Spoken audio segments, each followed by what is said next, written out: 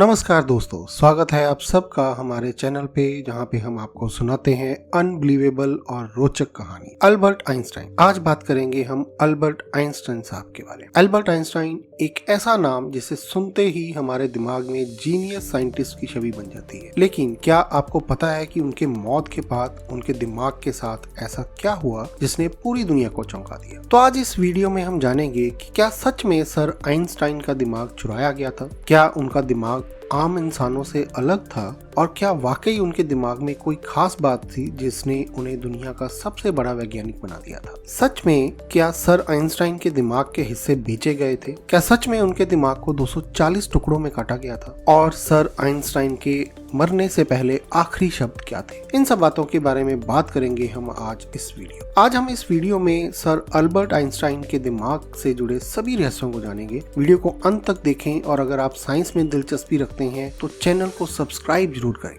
तो सबसे पहले बात करते हैं सर आइंस्टाइन की मौत और उनके दिमाग की चोरी के बारे में। 18 अप्रैल 1955 यह वह दिन था जब सर अल्बर्ट आइंस्टाइन का निधन हो। 76 साल की उम्र में न्यू जर्सी के प्रिंसटन हॉस्पिटल में उन्होंने अंतिम सांस ली। मरने से पहले सर आइंस्टाइन ने कुछ कहा था, लेकिन अल्बर्ट आइंस्टाइन के अंतिम शब्द जर्मन भाषा में थे। जो नर्स उनकी देखभाल कर रही थी वह जर्मनी नहीं समझती थी, इसलिए उनके अंतिम शब्द दर्ज नहीं किए जा सके और हमेशा के लिए एक रहस्य ही बन के रह गए। सर आइंस्टाइन का शरीर तो चला गया, लेकिन उनकी मौत के कुछ घंटों बाद ही उनका दिमाग रहस्यमय तरीके से गायब हो गया। डॉक्टर थॉमस स्टॉर्ट्स हार्वे, वे उस समय अस्पताल के पैथोलॉजिस्ट थे। उन्होंने पोस्टमार्टम के दौरान आइंस्टाइन के दिमाग को चुपके से निकाल लिया, और वो भी बिना परिवार की अनुमति। उन्होंने सर आइंस्टाइन के दिमाग को 240 टुकड़ों में काटा और उन्हें प्रिजर्व कर लिया। अब सवाल यह उठता है कि क्या ये चोरी थी या फिर विज्ञान की सेवा? दोस्तों, आपका इस बारे में क्या ख्याल है? अपने विचार कमेंट्स में जरूर लिखें।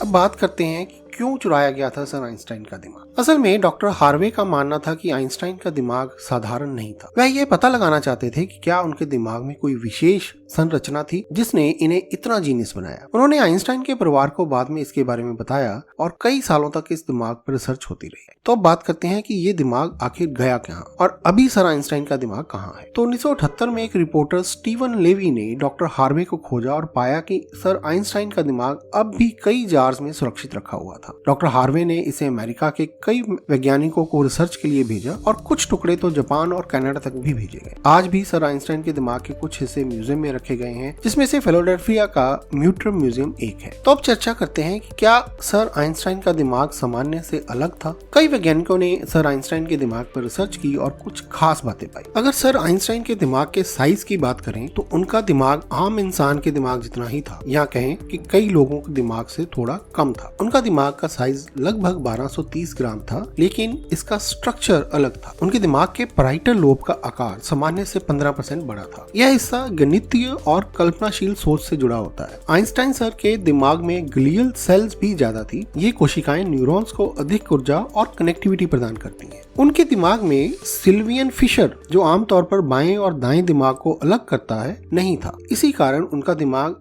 अधिक जुड़ा हुआ और एक साथ सोचने में सक्षम था। तो अब सवाल ये उठते हैं कि क्या सर आइंस्टाइन वाकई ही जन्म से ही जीनियस थे, या फिर उनकी सोचने की आदत और मेहनत ने उन्हें अब इतना महान बनाया? तो इसके बारे में वैज्ञानिक मानते हैं कि सिर्फ दिमाग का स्ट्रक्चर ही नहीं, बल्कि उनकी सोचने की क्षमता और निरंतर सीखने की प्रवृत्ति ने भी उन्हें महान बनाया। आइंस्टाइन हर चीज को गहराई से सोचते थे। उन्होंने कल्पना और विज्ञान को एक साथ जोड़ा। उनका सवाल पूछने का तरीका ही अलग था, और यही वह वजह है कि उन्होंने थ्योरी ऑफ रिलेटिविटी जैसी महान खोजें की। कुछ अफवाहें यह भी कहती हैं कि इसके कुछ टुकड़े अवैध रूप से बेचे गए थे। पर सवाल ये उठता है कि सर आइंस्टाइन का दिमाग बेचने की कोशिश क्यों की गई, या यह अफवाह क्यों उठी? तो इसका उत्तर है कि सर आइंस्टाइन के दिमाग को लेकर लोगों की खासी रुचि थी, क्योंकि वे यह जानना चाहते थे कि क्या उनके दिमाग में कोई खास बात थी जिसने उन्हें इतना जीनियस बनाया। कुछ वैज्ञानिकों और कलेक्टर्स का यह विश्वास था कि अगर वे सर आइंस्टाइन के दिमाग का एक टुकड़ा रखेंगे तो यह दुर्लभ और कीमती होगा। यही कारण था कि कई बार इसे खरीदने की पेशकश की गई, लेकिन कभी भी कोई भी आधिकारिक बिक्री